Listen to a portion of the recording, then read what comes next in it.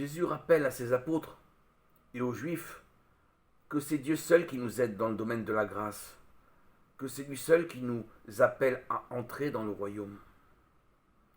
Aux hommes, c'est impossible, mais à Dieu, non. Tout en effet est possible à Dieu.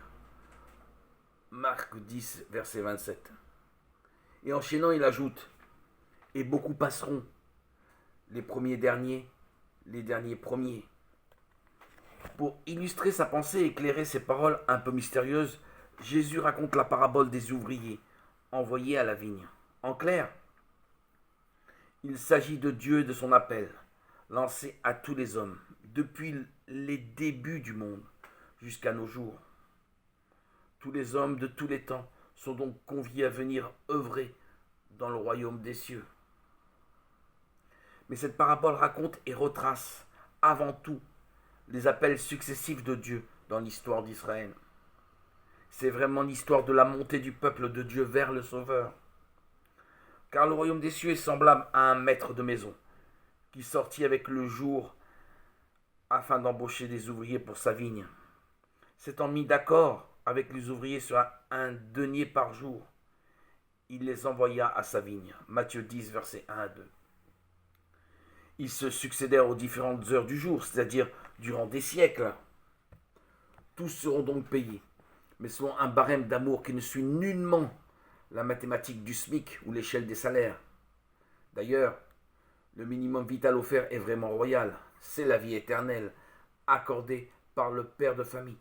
Il n'y a pas lieu de se plaindre. Mais, le soir venu, le maître de la vigne dit à son intendant, appelle les ouvriers et distribue-leur le salaire, en commençant par les derniers jusqu'au premier. Et ceux-là de la 11e heure étant réunis, reçurent chacun un denier. Quand les premiers vinrent, ils pensèrent qu'ils recevraient davantage. Et le prenant, ils murmuraient contre le maître de maison, disant, les derniers ont travaillé 1 heure, et tu les as mis sur le même pied que nous, qui avons supporté le poids du jour et la chaleur. Mais lui, répondant, dit à l'un d'entre eux, ami, je ne te fais pas d'injustice. N'as-tu pas été d'accord avec moi sur un denier? Prends ce qui te revient et va-t'en. Je veux donner à ce dernier autant qu'à toi. Ne m'est-il pas permis de faire ce que je veux de mon bien? Ou bien as-tu l'œil mauvais parce que je suis bon? Matthieu 20, versets 8 à 15. En fait, le peuple choisi, les privilégiés de Dieu, ne sont pas d'accord pour voir d'autres peuples venus si tard travailler à la vigne, bénéficier des mêmes avantages qu'eux. Jésus s'efforce de leur montrer qu'il n'y a pas à chercher de similitude entre le domaine de la grâce et celui de la justice sociale. L'amitié de Dieu est gratuite, absolument gratuite.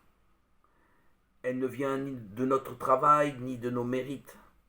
Elle requiert seulement notre oui et la volonté de coopérer à l'œuvre divine en nous.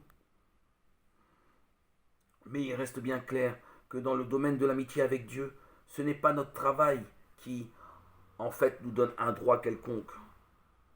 Dieu n'a pas de compte à nous rendre. Il n'est pas notre patron. Le patron qui agirait ainsi nous révolterait. Ce serait normal.